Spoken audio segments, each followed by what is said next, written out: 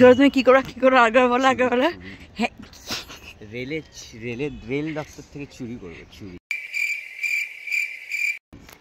আমাদের দৌড়ে আজকে আটকে রাখবে আমার।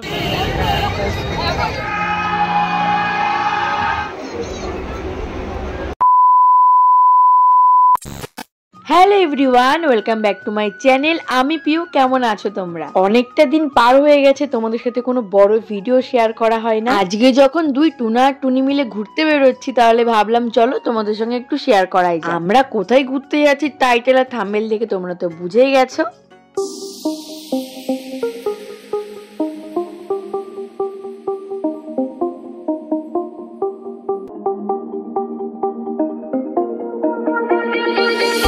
আমরা দুজন বাড়ির থেকে বেরিয়ে আমাদের বাড়ির কাছে একটা স্টেশনে আসি। দেন সেখানে টিকিটটা কেটে আমরা ওয়েট করি, যেহেতু আমাদের ট্রেন আসতে এখনো আধা ঘন্টা। যেহেতু শোটা হবে 4:30 থেকে, তাই তো আমাদেরকে ভর দুপুর বেলায় বাড়ির থেকে বেরোতে হয়েছে, কিচ্ছু করার নেই। দেখো, আমি বাইরে ঘুরতে বেরিয়েছি আর ছোলা মাখা খাবো না, এটা কখনো হতেই পারে না। আর আজকের ওয়েদারটা দেখো, এতটা দারুণ, কিন্তু এই যে রোদের তাপটা, এটাই সহ্য করা যাচ্ছে না। এতক্ষণে তো বুঝেই গেছো আমি যাচ্ছি মুভি দেখতে, আর মুভিটা রিসেন্ট লঞ্চ করেছে, মানে আগের দিনকেই, আর আজকে হচ্ছে 15ই আগস্ট। মুভিটা দেখে কিন্তু আমি নিজের মন্তব্য তোমাদের সাথে শেয়ার করব।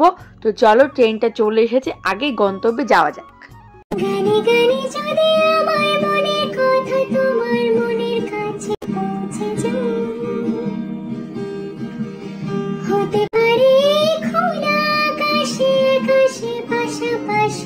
তো চলে এসেছি আমাদের গন্তব্যস্থলে।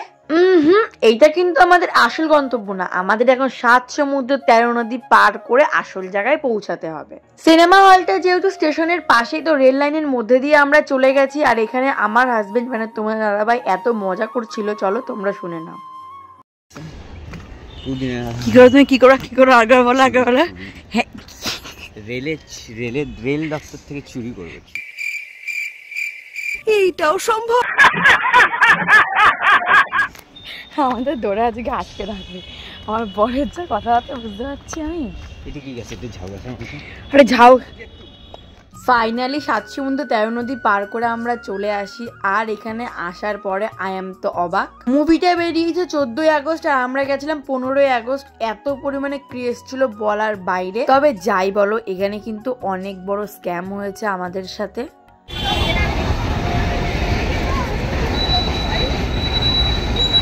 দেখলে কেমন পরিমাণে ক্রেজ ছিল। যাই হোক, মুভি দেখতে গেছি, ছবি তুলে আপলোড দেবো না, এটা হতে পারে? তো পোস্টারের সামনে দাঁড়িয়ে ক্যাট মেরে দুখানা ছবি তুলে নিয়েছি। দেন এখানে কিছু খাবার নিয়ে আমরা ভিতরে এন্ট্রি করব। 4:30টার সময় চলছিল ধূমকেতু, আর দুপুর 1:30টার সময় চলছিল একটা হিন্দি মুভি। যাই হোক, আমি ওই দিকে আর তাকাইনি। এবার বলি স্ক্যামটা আমাদের সাথে কিভাবে হয়েছে। ওখানে ব্ল্যাকে বেশি টিকিট বিক্রি হচ্ছিল, যা দাম তার 2 ডবল দিয়ে টিকিট কিনতে হয়েছে। তার জন্য ডিসাইড করেছে আমরা গ্যালারিতে বসেই মুভিটা দেখবো। ওখানে এমন অবস্থা হয়েছে, সিটের টিকিট বিক্রি হয়ে গেছে, কিন্তু সেই সিটটাই নেই। লাস্টে ওদেরকে চেয়ার দিয়ে বসি মুভি দেখিয়েছে। প্রথমেই চালিয়েছিল এই ট্রেলারটা, এটা পুজোর সময় আসছে, দারুণ লেগেছে, পুরো গায়ে কাটা দিয়ে উঠেছে। ফাইনালি এবার চালু হচ্ছে ধূমকেতু, যেটা কিনা এত বছর অপেক্ষার পর মুক্তি পেল। সত্যি বলতে মুভিটা যদি মন দিয়ে দেখো না, মনেই হবে না বইটা এত বছরের পুরনো।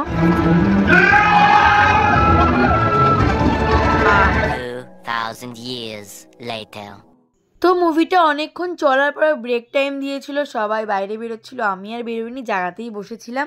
চলো এবার তোমাদের সঙ্গে শেয়ার করা যাক মুভিটার মধ্যে টুইস্ট কি আছে। দেখো, এই মুভিটার মধ্যে দেব শুভশ্রীর থেকে ভানু আর যোগেশ ওরফে দেব এবং রুদ্রনীল ঘোষ দুজনে ফাটিয়ে দিয়েছে। বইটার মধ্যে ভালোবাসার থেকে আছে বেশি ইমোশন। তোমরা যারা এখনো মুভিটা দেখোনি, হলে গিয়ে এখনই দেখে আসো, আর দেখলে মন দিয়ে দেখবে, তবে এই বইটার আসল মজা বুঝতে পারবে।